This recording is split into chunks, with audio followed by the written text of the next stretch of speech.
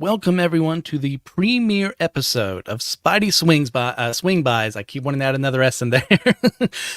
This is Systematic Geekology. We, the priest of the geeks, and we are going to be starting a new series. And by we, I mean me, Christian Ashley. And occasionally along the way, we'll have a couple of guests invited to head into the comics of Spider-Man. Like, what is this new series about, Christian? Well, this is hopefully going to be a shorter episode kind of thing, but we all know how long I like to talk.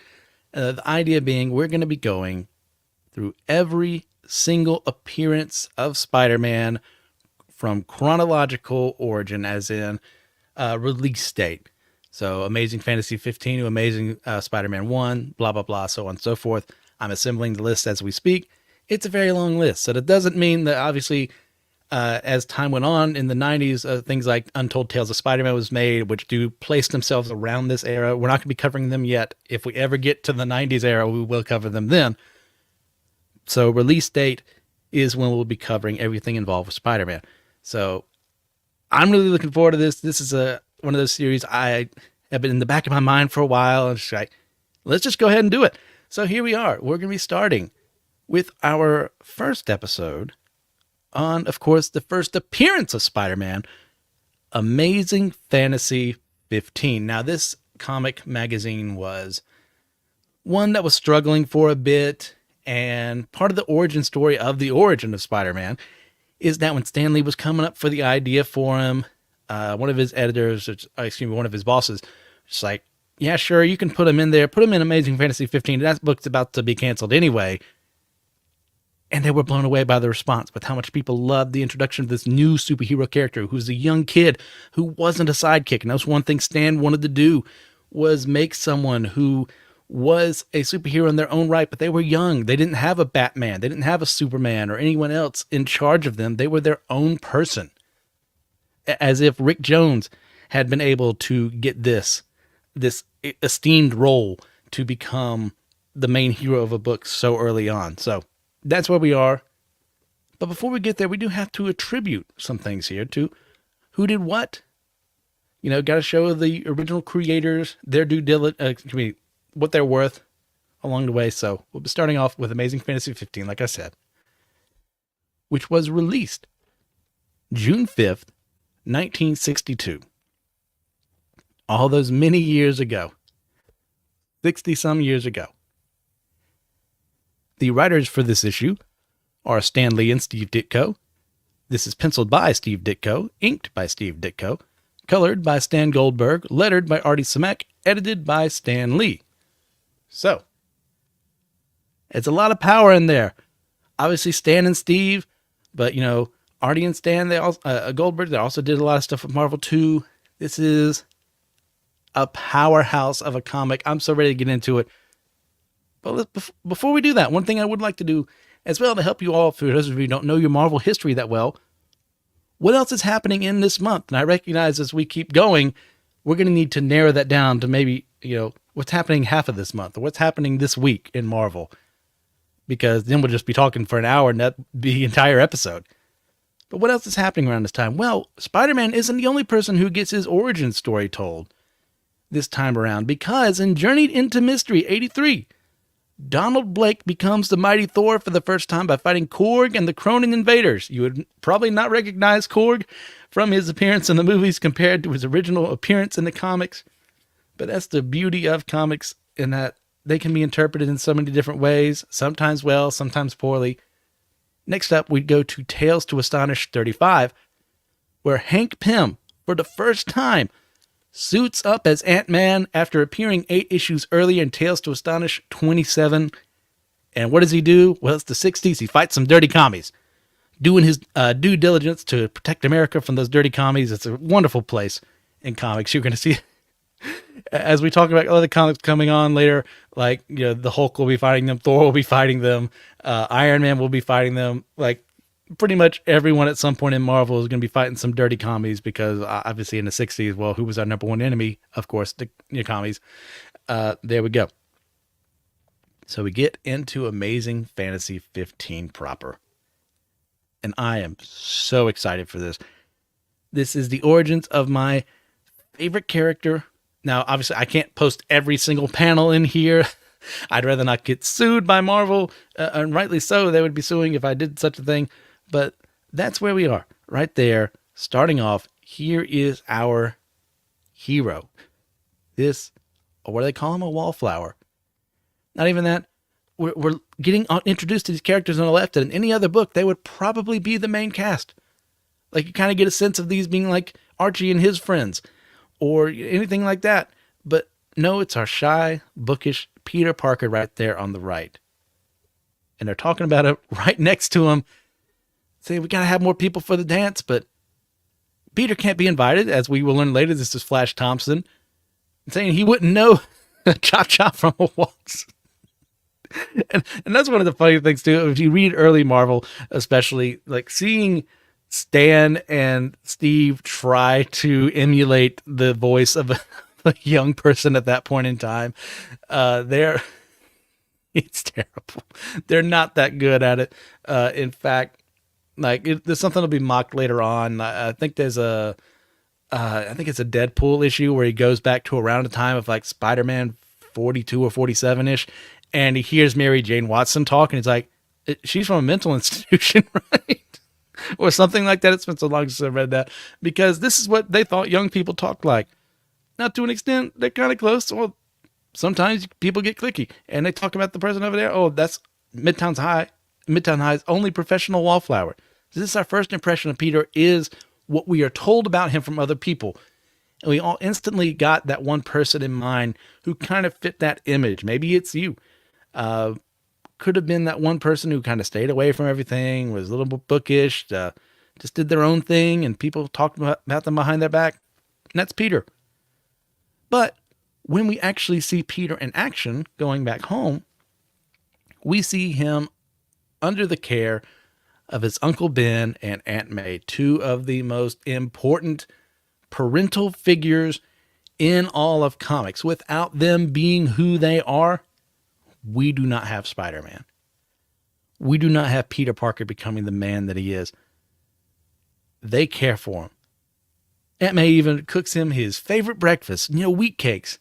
And Ben would just hassle him and say, oh, don't fatten the boy up. It's an amazing time, the two of them. And we see him in school. He's being praised by his teachers, who, by the way, this teacher right here, if I remember correctly, is going to end up being the brother of Miles Warren, the Jackal. Because what comic writers like to do is retcon things. And as time goes on, this is actually a pretty good retcon, in my opinion. And we also see Peter right here going up to Sally Averill. I don't think the Averill part is added this time. It's added later on. And she's one of the prettier girls at school. Like we see Liz Allen was one of the first people to talk against him in that first panel we ever get of Peter. And it's like, nope. He asked her out for the date. For a date, and she just says, no, you're not even my type. And I even noticed that like he's tried this before, and she's going after Flash Thompson, who has a big red sweater with a T on it, just so we know it's him. And Peter still doesn't reject the people he wants to be friends with. We see that moment there. He's seeking out someone else to try and not be different, but to just socialize with his peers. But he's just too different. He's just not able to do it. He invites them all to a science experiment. He should know better, knowing who he's dealing with. So, oh, they won't do it. Definitely won't come here. And there's plenty of other things that get retconned in the scene. Certain characters, their names, and certain other characters like Jessica Jones is retconned as being a member of Peter's school who actually had a huge crush on him. And had her accident before she was able to confess to him. That's a really fun part that was added on forever ago by Brian Michael Bendis. And that's that. So Peter does go over to the special experiment for radioactivity. Now, if there's one thing you want to understand, other than the fact that we were fighting a bunch of dirty commies in the 60s, is that radiation, much like lightning, can do anything. And it's definitely going to be doing a ton here, as whatever pseudoscientific experiment is going on here, a spider lands between these two red orbs, and science is happening. And when the science happens, well, of course, anything could happen.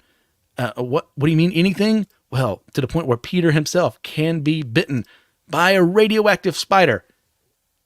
as it seems to die in his hand. And of course, as with many things, this will get retconned too. It's Marvel, it's comics, it's just how things go. And Peter leaves feeling a little under the weather. I mean, obviously it's a spider. I would not particularly be happy if that happened to me either. I can't really blame him. So he finds himself dodging out of the way of a car, ends up sticking onto a building as he has this special sense that warns him of danger. That just tells him, oh, I got to get out of the way. Does so, gets on a building, and is seen by this little kid here who calls out to his mother in a very classic comedy, sketch kind of way of like, that's the last horror movie I take you to, young man. It doesn't make any sense, but at the same time, it is a little bit of comedy in this moment to see Peter try and become a little something different. He grabs onto a pipe and crushes it with his bare hands. Can you imagine this meek little geek of a person suddenly being given all these powers? And it seems like he doesn't have his web shooters right now, but he uses the cable to go down. And we see the spider in the background. Very well done by Ditko to showcase, okay, everything that a spider can do, so can he, for the most part. We'll get to webbing in a bit. Now, how does Peter transition from there to end up in a wrestling match? Well, this is the beauty of only having like 8 to 9 pages of a story. So he goes straight there. We see $100 to the man who can stay in the ring 3 minutes with Crusher Hogan. So what does Peter do? Well, naturally, he goes to disguise himself and wears a little bandana over his head and goes up against Crusher Hogan in this match and completely makes him a fool with his newfound spider powers, which also, I'm not a wrestling fan by nature, but I do understand this is not how you wrestle. I don't know if Stan and Jack knew that. Stan and Steve knew that yet. Or maybe they had, and they're just, doing their typical Marvel way of just making things even more grandiose than they actually are.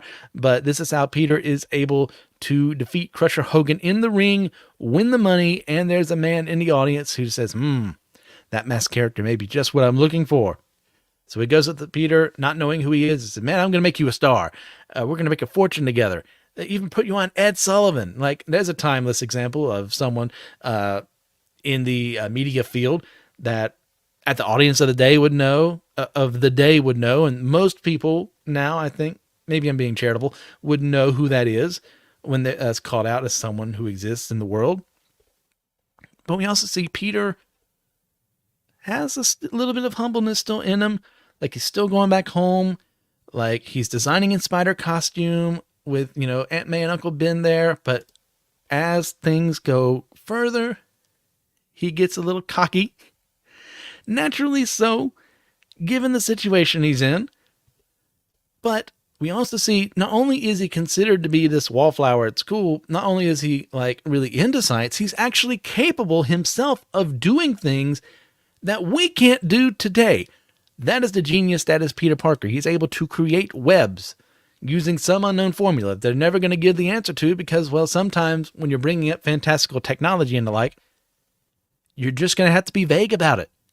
It's like transporters in Star Trek. How does it work? Well, quite well, very much. Thank you for asking. We don't know how they work in Star Trek because we don't know how they work in the real world. So not only that, Peter has made a costume for himself. And this early design, you can see like Steve is still working out the different characteristics and everything. Like this looks a little close to what we'll see later on, but there's the webbing underneath the arms, the way the eyes narrow occasionally. It's extremely well done. So we see Spider-Man on TV, performing tricks for everyone, and everyone being amazed. Now, that's too much. And his manager's like, hey, just leave him asking for more. We got to keep him begging. So what does he do? He leaves. Everyone's trying to get his autograph, which, as we see time go on with Spider-Man, to go, wait, whoever wanted his autograph? Like, the way people develop such an irrational hatred of Spider-Man, especially when JJJ comes into the picture and starts his smear campaign against him, it tickles me to see people actually want his autograph at this point in time in history. Now, obviously, Stan and Steve hadn't planned out everything as time went on. And that's something I do need to talk about before we go any further. Like, Stan and Steve are both behind a lot of what happens here in Spider-Man. There's a lot of debate of who said what, who wrote what, and over time, like, who needed credit for what. That's why I did credit Ditko earlier. I'll do my best to remember that because it's not always put in print that, he is behind some of the writing done for Spider-Man here. Like Stan Lee, it's easy to tell what his dialogue is. It's easy to tell later on what Steve Ditko's dialogue is. But he's someone who didn't always get the credit he deserved. And was one of the reasons why he left Marvel behind, because he just got burned completely by the Marvel method and not getting the credit he was due. And that was Stan being Stan. Like Stan, I love the man. But he's also a person like the rest of us. And he did some shady business dealings. And he was the showman who could, just twist and see everyone come his way. He just had that natural charisma to him. And Steve didn't have that. Jack Kirby didn't have that as much. So that got lost in the wayside. It's just an unfortunate part of the comics world. But we get to one of the best parts of early Spider-Man here. That was completely shocking at the time. You don't see a hero doing something like this. This is the exact opposite. There's an opportunity for him to stop a crime. But Peter, his arrogance has grown. He's the greatest thing in the world. People want his autograph. And the cop's like, hey, couldn't you? All you had to do was trip him. And Spider-Man's like, hey, man, I'm through being pushed around. You just should look out for number one, and that's him. That right there just makes what happens next even worse. And they're really piling it on here because Aunt May and Uncle Ben have bought him a new microscope that he's always wanted. And as we learn later on, they're not of means. So while he is making money on the side, they were saving up for him to have this thing he always wanted. He's always had a huge interest in science. And they want to do good by him. So we see Peter continuing on as Spider-Man, making more public appearances, making a little dough in that sense. Only for this to happen. At the time, one of the biggest twists in comics history. Don't look past this right now. You think, it's so obvious that a burglar is going to be the one who kills Uncle Ben. It's like, the only reason you know that is because it's been played over in your head so many times. This is brand new in the comic scene. This idea of the hero, maybe something had happened before then. I don't want to say that completely. But for the most part, this idea of being the one responsible for not stopping the one person who murdered your uncle, who murdered your family. And we see Peter right here just not able to believe it. And the burglar isn't given some rich characterization right here of why he did it. All we know is a burglar. Uncle Ben was there. He shot him. And eventually in Amazing Spider-Man 200, I think we actually learn who the burglar is. And we'll learn the burglar had a kid later on as Scarlet Spider comes in and becomes his daughter becomes one of his love interests there. It's a very wild time, but that's spoiling something that happens in the 90s. So what does Peter do? Well, he doesn't take it lying down. It's he realizes he knows where the robber is thanks to the police, but he has to do something. This happened because of him. He has as you could say, a responsibility, one might say, to solve this issue. And we'll get to that in a moment too. What does he do? He uses his web shooters, gets there across the other side of town as swiftly as possible. While the police have the burglar caught in this old warehouse, Spider-Man is there to enact justice upon him. And what happens as we find out here? It's the same guy. And he doesn't know that. We didn't know that. Now, obviously, that Spider-Man costume there is early Ditko. He's still figuring things out with the pupils and everything. But looking past that, it's that weightiness of what could I have done to prevent this from happening? That is something that Peter has never totally forgiven himself for.